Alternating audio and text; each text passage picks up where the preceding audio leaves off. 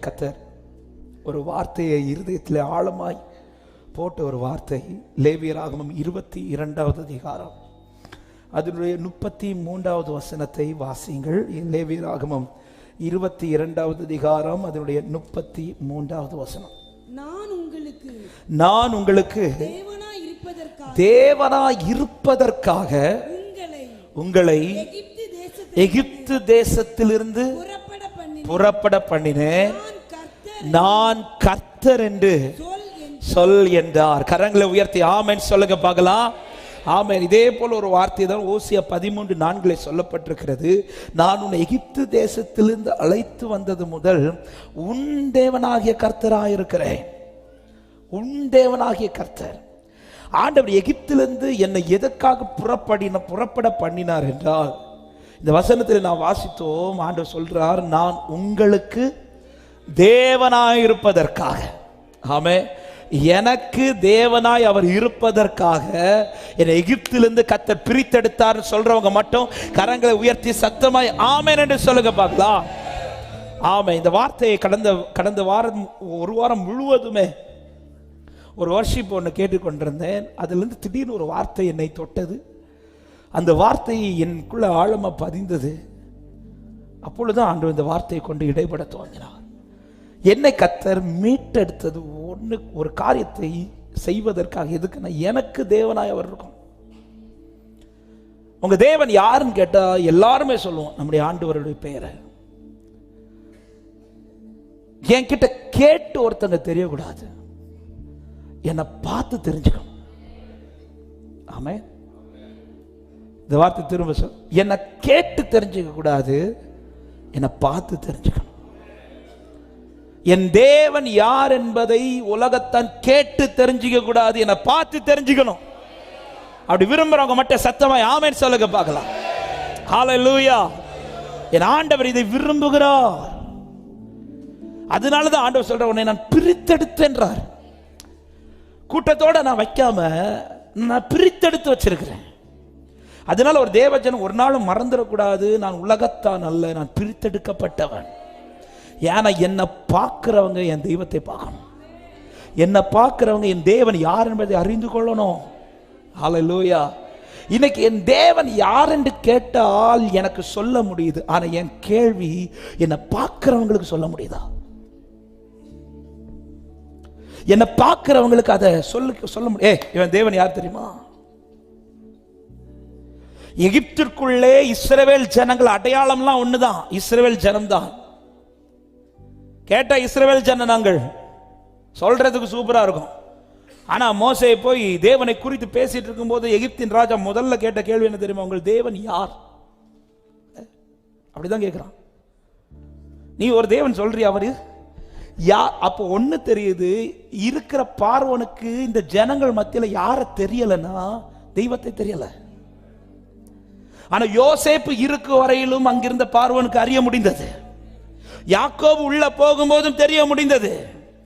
வேதம் தெளிவாய் சொல்லுகிறது, யோசேப்பை அறியாத ஒரு ராஜா வந்தபோது ஜனங்களை அடிமைப்படுத்த. அப்போ யோசேப்பை தெரியாத ஒரு ராஜா வந்த போதுன்னா, அது கூட இன்னொரு வார்த்தை எக்ஸ்ட்ரா பண்றேன், யோசேப்பின் தேவனை குறித்தும் தெரியாத ஒரு ராஜா. ஏன்னா ஜனங்களுக்கு தங்கள் தெய்வத்தை காட்ட விருப்பம் இல்லை. கேட்டா அடையாளத்தை சொல்லிடுவோம், இஸ்ரவேல், நாங்க கிறிஸ்டியன், நான் கிறிஸ்தவன். ஆனா ஏன் இன்னைக்கு அடிமைத்தனம் கூடிட்டு இருக்குதுன்னா, உன்னை அடிமைப்படுத்துறவனுக்கு உன் தேவன் யாருன்னு தெரியல. உன்னை சில சூழ்நிலை இன்னைக்கு அடிமைப்படுத்துதே, உன்னை இந்த உலகம் இன்னைக்கு அடிமைப்படுத்துதே.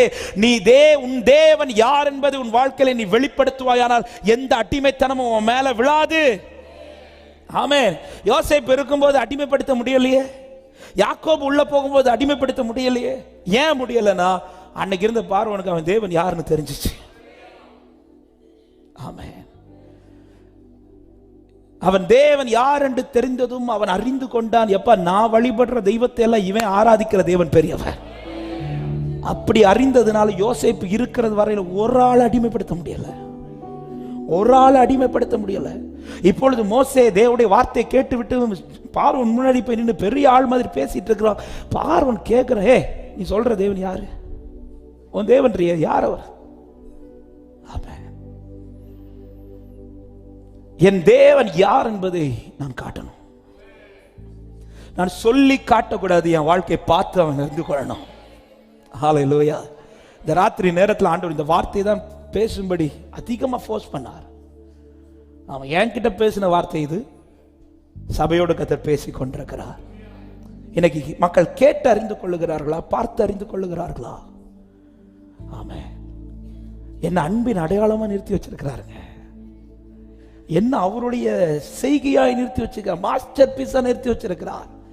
எபேசியர் 2:10 அதுதான், உங்களை அப்படி அவருடைய செய்கையாய் உங்களை வைத்திருக்கிறார். மாஸ்டர் பீஸ், அதாவது உன்னை பார்த்து என்ன அவங்க அறிஞ்சிக்கணுங்கிறது தேவன் அதனாலதான் என்ன முன்னாடி நிறுத்தி வச்சிருக்கிறார். என்னை சொந்தத்தில் ஒருவனும் 2 பேருமா என்னை தூக்கி எடுத்து பாவ சேற்றிற்குள்ள இருந்த என்னை எடுத்து எகிப்திலிருந்து என்னை புறப்பட பண்ணினது அவர் என் தேவனாய் இருக்கிறதை மற்றவர்கள் அறிந்து கொள்ள விரும்புகிறார். ஹல்லேலூயா. என் தேவனாய் கர்த்தர் இருக்கிறதை மற்றவர்கள் அறிந்து கொள்ளணும்னு கர்த்தர் விரும்புகிறார். ஆமென். இது ஒரு பெரிய செய்தி. ஆமென். ஆனால் இன்றைக்கு இந்த ராத்திரி நேரத்தில் கர்த்தர் பேசும்படி ஒரே ஒரு வார்த்தை, நேரம் அதிகம் போய்விட்டது, வேகமாய் ஒரு வார்த்தையை சொல்லி நான் முடிக்கிறேன். அப்ப என் வாழ்க்கையில் அவர் தேவனாய் இருக்கிறதை அறிந்து கொள்ளணும்னா, மற்றவர்கள் அதை கண்டு தெரிந்து கொள்ளணும்னா, என் வாழ்க்கையில் தேவன் செயல்பட நான் விட்டு கொடுக்கணும். அவர் செயல்பட விட்டு கொடுக்க என் வாழ்க்கையில் வெளிப்பட வேண்டிய ஒரு பிரதானமான காரியம் அநேகம் இருந்தாலும் இன்னைக்கு பேசும்படி கர்த்தர் உணர்த்தின ஒரு வார்த்தை எரேமியா 7வது அதிகாரம் அதனுடைய 23வது வசனத்தின் முதல் வார்த்தையை, முதல் பகுதியை வாசிக்கலாம். எரேமியா 7:23. என் வாக்குக்கு செவி கொடுங்கள், அப்பொழுது நான் உங்கள் தேவனாயிருப்பேன், நீங்கள் என் ஜனமாயிருப்பீர்கள். ஹல்லேலூயா. எரேமியா 11:13 சொல்லுகிறார், என் சத்தத்தை கேட்டு நான் உங்களுக்கு கற்பிக்கிறபடியே எல்லா காரியங்களையும் செய்யுங்கள். இந்த வார்த்தையை நல்லா கவனிங்க. என் சத்தத்தை கேட்டு நான் உங்களுக்கு கற்பிக்கிறபடியே எல்லா காரியங்களையும் செய்யுங்கள், அப்பொழுது நீங்கள் என் ஜனமாயிருப்பீர்கள், நான் உங்கள் தேவனாயிருப்பேன். எரேமியா 11:3. என் சத்தத்தை கேட்டு நீ எல்லா காரியத்தையும் செய். அப்படின்னா ஒரு வார்த்தையை நான் புரியும்படி சொல்லணும்னா இப்படி சொல்றேன், என் வாழ்க்கையில தேவனுடைய சத்தம் அல்லது தேவனுடைய வார்த்தை என் வாழ்க்கையிலே செயலாய் மாறணும். ஆமென் சொல்லுங்க பார்க்கலாம். நான் செய்கிற ஒவ்வொன்றுமே அவர் சொன்ன வார்த்தையா இருக்கும், அவர் எனக்கு தந்த ஆலோசனையா இருக்கும். அவர் என் வாழ்க்கையில தேவனா இருக்கிறதை மற்றவர்கள் அறிந்து கொள்ளணும்னா, நான் எடுத்து வைக்கிற ஒவ்வொரு ஸ்டெப்பும் சரி, என்னுடைய செய்கைகளும் சரி, என்னுடைய கிரியைகளும் சரி, அவருடைய வார்த்தையின்படி செயல்படணும்னு கர்த்தர் விரும்புகிறார். ஹல்லேலூயா. ஆமென். அதுக்கு எக்ஸாம்பிள் ஒரு பகுதியை நான் எடுத்து சொல்ல விரும்புகிறேன். ஆமென். யோவான் சுவிசேஷம் 2வது அதிகாரத்தில் நமக்கு தெரியும், ஆண்டவராக இயேசு கிறிஸ்து கானா ஒரு கல்யாண வீட்டுக்கு அழைக்கப்பட்டிருந்தார். அப்பொழுது ஆண்டவர் உள்ள என்ட்ராகி கொஞ்ச நேரத்தில் திராட்சை ரசம் குறைவுபடுகிறது. குறைவுபட்டதும் மரியாள் வந்து ஆண்டவர்கிட்ட வந்து நிற்கிறாங்க. 3வது வசனம் சொல்லப்படுகிறது, திராட்சை ரசம் குறைவுபட்ட போது இயேசுவின் தாய் அவரை நோக்கி அவர்களுக்கு திராட்சை ரசம் இல்லை என்றாள். 4வது வசனம் உடனே ஆண்டவர் சொல்ற, ஸ்திரியே எனக்கும் உனக்கும் என்ன, என் வேலை இன்னும் வரவில்லை. நல்ல கவனிங்க. வீட்டில் அந்த குறைவு வந்த உடனே மரியாள் இயேசு வந்துட்டா தெரிஞ்சதும் ஓடி போய் சொல்ல துவங்குறார், இயேசு இதுவரை எந்த அற்புதத்தையும் செய்யவில்லை, எந்த கிரியையும் நடப்பிக்கவில்லை, ஞானஸ்நானம் மட்டும் எடுத்திருக்கிறார், சீஷர்களை தெரிந்தெடுத்திருக்கிறார், எந்த அற்புதத்தையும் செய்ததை வேதம் சொல்லி இதுதான் அவர் செய்த முதல் அற்புதம் என்று நமக்கு தெரியும். அப்ப எந்த கிரியையும் அவர் இதுவரை நடப்பிக்கவில்லை. ஆனா இங்க மரியாள் இயேசு வந்த உடனே இயேசுவை குறித்து தெரியும், இயேசு எப்படி வந்தார்னு தெரியும், எப்படி பிறந்தார்னு தெரியும். எனவே மரியாள் என்ன பண்ணிட்டாங்கன்னா, ஓடி போய் என்ன தைரியத்துல சொல்றாங்கன்னா, இது எனக்கு பிள்ளை இல்ல, இயேசு எனக்கு பிள்ளை, நான் சொன்னா கேட்கும். ஏன்னா 30 வயது வரை அவர் பெற்றோருக்கு கீழ்ப்படிந்தவராகி, அப்படிதான் பெற்றோருக்கு கீழ்ப்படிந்திருந்தார். அப்போ இந்த 30 வயது வரை எனக்கு கீழ்ப்படிந்த பிள்ளை இப்ப நான் சொன்னோன்னு கீழ்ப்படியும் இல்ல. ஆனா மரியாளுக்கு இப்போ என்ன தெரியலன்னா, எப்பா இதுவரை பிள்ளையா இருந்துட்டார், ஆனா இப்போ ஊழியர் செய்ய அவர் ஆரம்பித்து விட்டார். அவர் தேவனா இப்பொழுது அறியப்பட விரும்புகிறார். இப்பொழுது மரியாள் போய் சொல்றாங்க, திராட்சை ரசம் குறைவுபட்டது, குறைவு இல்லைன்னு சொன்னதும் ஆண்டவர் உடனே கிரியை செய்ய துவங்கவில்லை. ஆண்டவர் சொல்றாரு, எனக்கும் உனக்கும் என்ன, தேவனாய் நான் இதுல கிரியை செய்யணும்னா நீ சொல்றத செய்ய மாட்டேன், நான் சொல்றத நீ செய்யணும். ஆமென். பிள்ளையாய் செயல்படுவது வேற, தேவனாய் செயல்படுவது வேற. ஹல்லேலூயா. இதுவரை பிள்ளையாய் அவர் செய்ய சொன்ன காரியம் எல்லாம் செஞ்சிருப்பார். 30 வயசு என்ன செஞ்சிருப்பாங்க? எப்பா அப்பா கொஞ்சம் இதை ஹெல்ப் பண்ணு செஞ்சிருப்பார். அங்கெல்லாம் அற்புதம் செய்யல. அது பிள்ளையாய் செய்ய வேண்டிய காரியம். இந்த கம்பை கொஞ்சம் எடுத்துக்கொடு, இந்த நாற்காலியை கொஞ்சம் எடுத்துக்கொடு, அதுல கொஞ்சம் அப்பா ஹெல்ப் பண்ணு, இதெல்லாம் பிள்ளைகளை. ஆனா இப்ப செய்ய போற காரியம் தேவனாய் செய்ய போற காரியம். இந்த அற்புதம் யாரும் செய்ய முடியாது, இந்த கிரியை யாரும் நடப்பிக்க முடியாது. இது தேவன் வெளிப்பட்டால் தான் நடப்பிக்க முடியும். ஆனா மரியாள் இப்ப என்ன பண்றாங்கன்னா, தங்கள் கிரியையின்படி தங்கள் சித்தப்படி அவரை ஃபோர்ஸ் பண்ணி செய்ய வைக்க ட்ரை பண்றாங்க. திராட்சை ரசம் இன்னும் தீரல, குறைஞ்சிட்டு தான் இருக்குது. ஆங்கிலத்தில் தெளிவாய் கொடுக்கப்பட்டிருக்கிறது, அவர் முடியல, அது குறைந்து கொண்டு வந்துட்டு இருக்குது. அது இனி ஒரு பந்திக்கு இருக்குது. ஆனா மரியாள் எக்ஸ்ட்ரா வந்து சொல்லிட்டாங்க, திராட்சை ரசம் இல்லைன்ட்டாங்க. ஏன் இல்லைன்னு சொல்ல காரணம்னா, ஆண்டவர் ஒரு அற்புதத்தை செய்வார் எதிர்பார்த்துட்டு இருக்கும்போது ஆண்டவர் சொல்ற முதல் வார்த்தை, என் வேலை இன்னும்.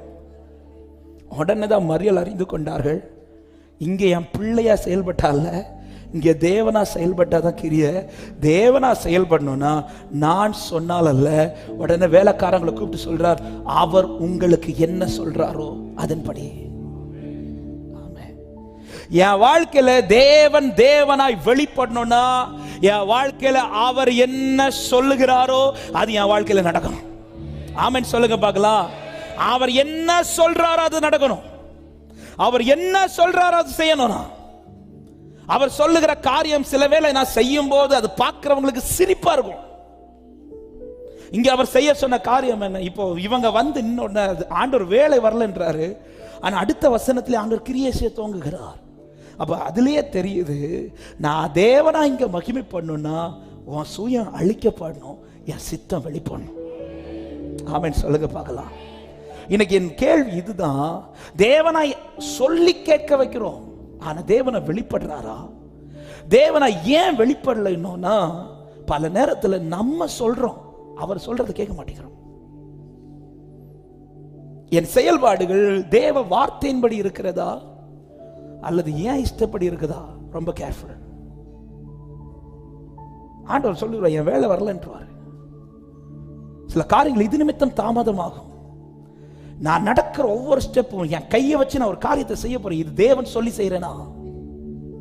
என் கால் எடுத்து ஒரு பாதையில வைக்க போறேன், இது தேவன் சொல்லி செய்யறேனா? என் பிள்ளைகளுக்கு ஒரு காரியத்தை நடப்பிக்க போறேன், இது தேவன் சொல்லி செய்யறேனா?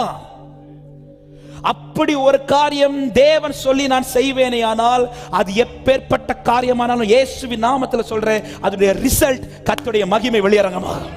கர்த்தருடைய மகிமை வெளியரங்கமாகும். கர்த்தருடைய மகிமை வெளியரங்கமாகும். இன்னொரு காரியத்தை சொல்றேன், அதுல உங்க முகம் வெட்கப்பட்டு போக கர்த்தர் விட மாட்டார். ஹல்லேலூயா, ஹல்லேலூயா. என் செயல்பாடுகள் எதன் அடிப்படையில் இருக்குது? ரொம்ப கேர்ஃபுல்.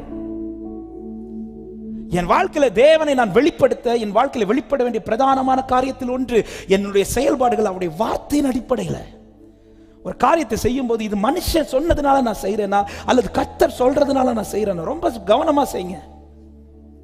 இந்த வார்த்தை என்னோட அதிகம் இடைப்பட்டதுனால நான் பேசிக் கொண்டிருக்கிறேன். ஏன்னா நம்ம தீர்மானிக்கிறதும் சரி, நான் நினைக்கிறதும் சரி, நான் நடக்கிறதும் சரி, ஒரு காரியத்தை அப்ளை பண்றதும் சரி, அவர் சொல்லி நான் செய்யணும். அவர் சொல்லி. ஏன் இன்னைக்கு அநேக காரியங்கள் நம்ம முயற்சி செஞ்சு ஃபெயிலியர் ஆக காரணம், கொஞ்சம் திரும்பி பார்த்து அவர் சொல்லி செஞ்சிருக்க மாட்டோம். அவர் சொல்லி செய்யும் போது ஒரு வார்த்தை கூட எக்ஸ்ட்ரா சொல்றேன், அவர் சொன்னது போலவே செய்யும். அவர்கிட்ட ஆலோசனை கேட்டுருவோம், கேட்டுட்டு நம்ம அது கூட கொஞ்சம் இதெல்லாம் ஆட் பண்ணி, அவர் என்ன சொல்றாரோ, அவர் என்ன சொல்றாரு? இப்போ பந்தி விசாரிப்புக்காரங்க வந்து நின்ன உடனே சொல்ற வார்த்தை, கற்சாடியை உள்ள கொண்டு வருகிறார். அந்த இடத்துல அவங்க எந்த வார்த்தையும் கேட்கல. ஆண்டவரை ஏன் அந்த உள்ள இருக்கிற பாத்திரத்தை எடுக்கல? கேட்கல. அவங்க சொல்றத அப்படியே சொல்றாரு. இப்ப அடுத்து சொல்றாரு, இதை தண்ணீரால நிரப்புங்கன்றாரு.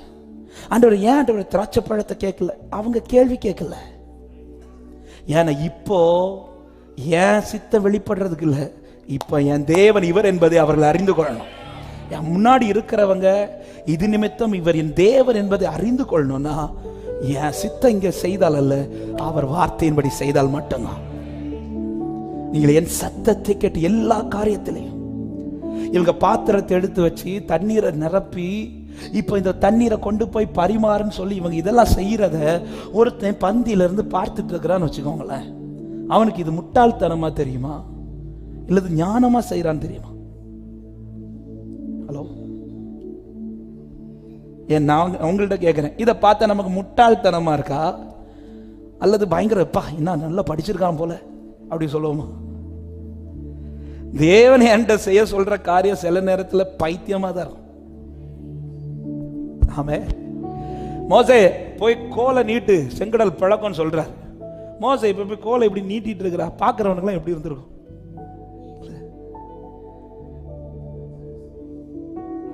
கோலை நீட்டான செங்கடல் பழக்கமா? இது எங்க நடக்கும்?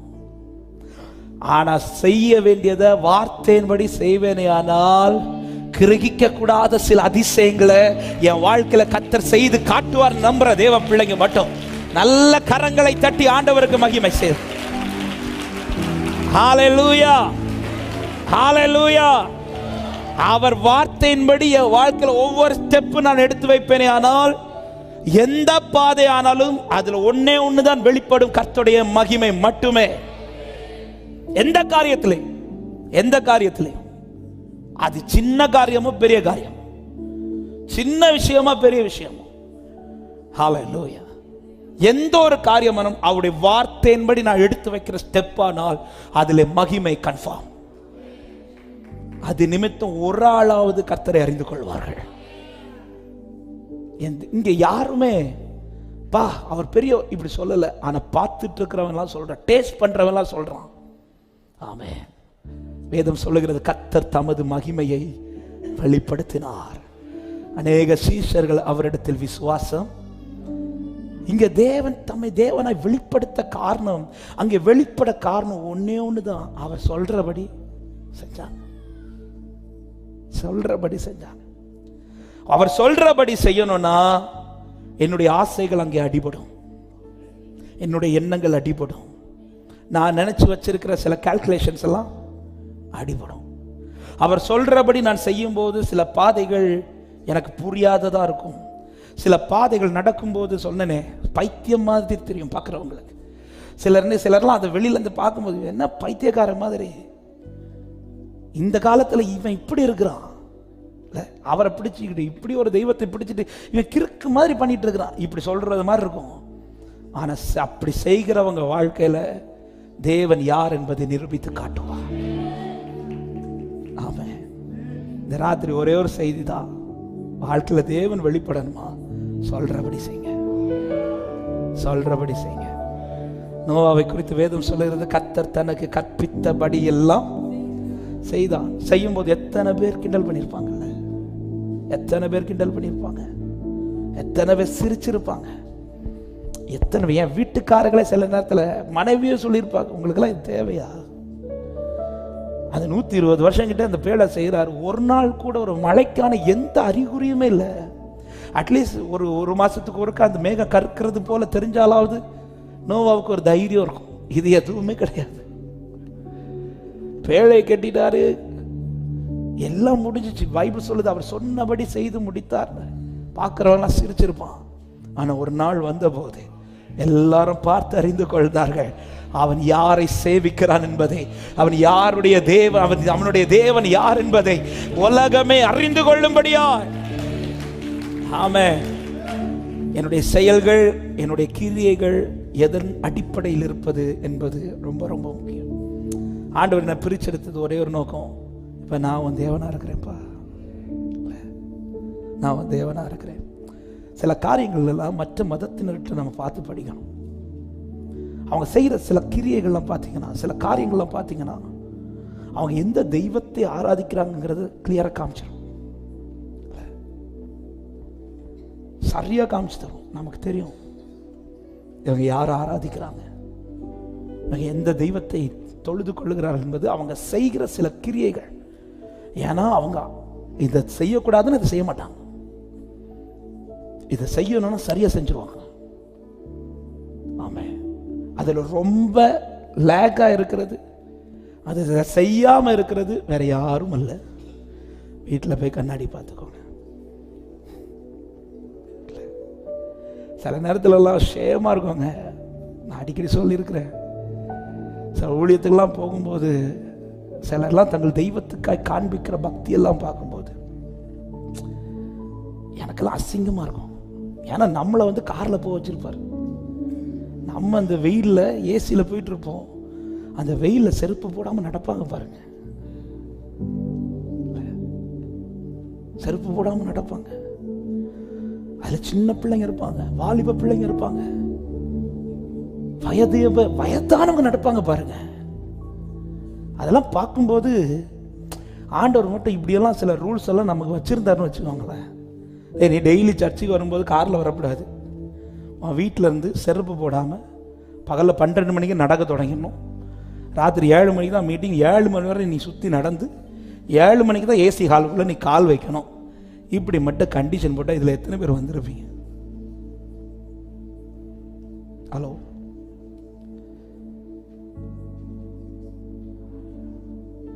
எல்லாம் யோசிக்கணும்.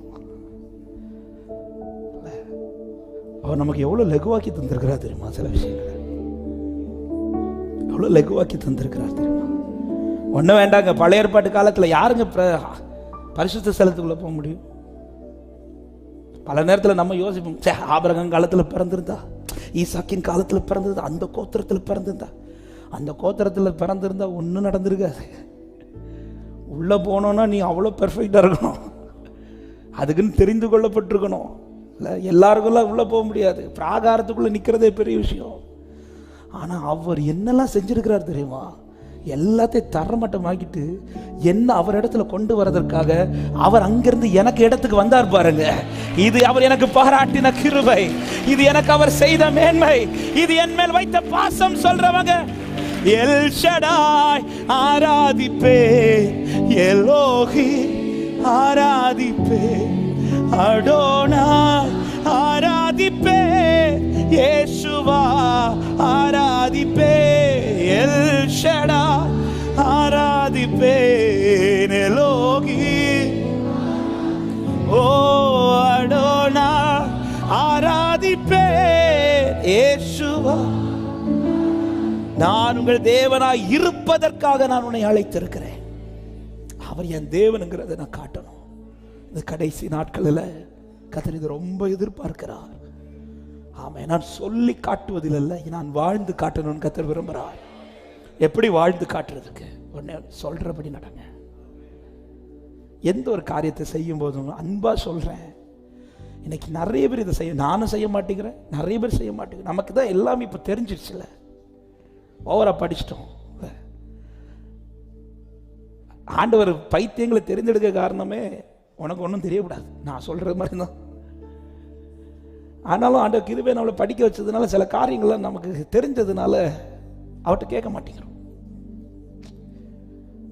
திராட்சரசம் எப்படி உருவாக்கணும்னு எனக்கு தெரியும் ஆண்டவரே, அதனால எப்படி சாம்பார் குறைஞ்சுன்னா தண்ணி ஊற்றினா போதும், எங்களுக்கு நான் செஞ்சிடணும். எங்களுக்கு தெரியும், சில சொல்யூஷன்லாம் தெரியும், நான் செஞ்சிடறேன்.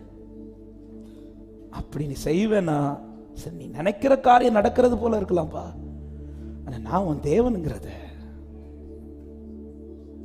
நான் உன் தேவங்கிறத ஆண்டவர் விரும்புற. ஆண்டவர் ஆபிரகாமின் தேவனாய் அறியப்பட்டவர், ஈசாக்கின் தேவனாய் அறியப்பட்டவர், யாக்கோபின் தேவனாய் அறியப்பட்டவர், என்னுடைய தேவனாய் இந்த தேசத்துக்கு அறியப்பட விரும்புகிறேன். அப்படி நான் காண்பிக்க விரும்புகிறேன்னு சொல்றவங்க மட்டும் முழங்கார் பண்ணிடலாமா? ஒரு 5 நிமிடங்கள் மட்டும், நேரம் போயிடுச்சு, மன்னித்துக் கொள்ளுங்கள். ஒரு 5 நிமிடங்கள். ஆண்டவரே, அவங்க சொற்படி நடக்க எனக்கு கிருபை தாங்க. கிருபையா என்னை நடத்தி செல்லும், தயவா என்னை காத்து கொள்ளும், அன்பா என்னை அணைக்கும் ஆத்ம. ஆண்டவரை விட்டு கொடுத்து சொல்லுங்க. கிருபையா என்னை நடத்தி செல்லும், தயவா என்னை காத்து கொள்ளும், அன்பா இயேசுவே என் நேசரே, தோளின் மீதே சாய என் உள்ளமே.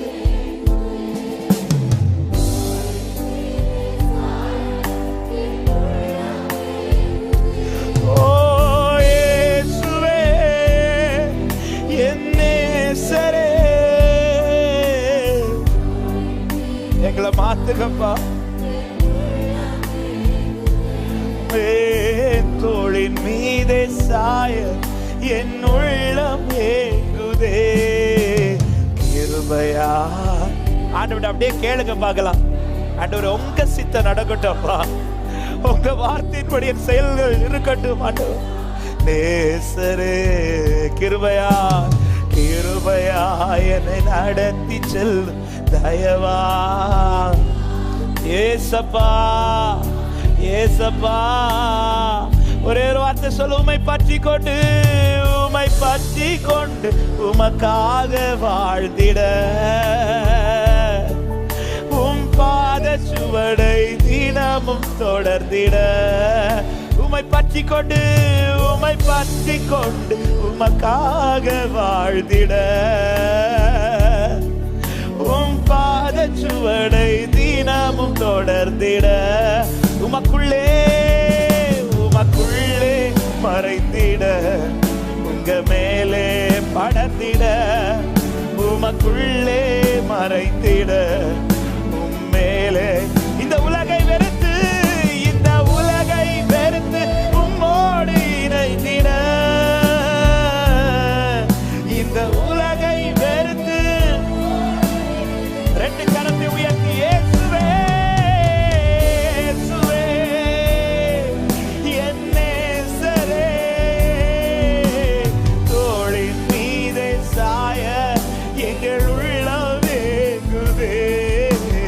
தோளின் மீதே சாய என் உள்ளம் ஏங்குதே.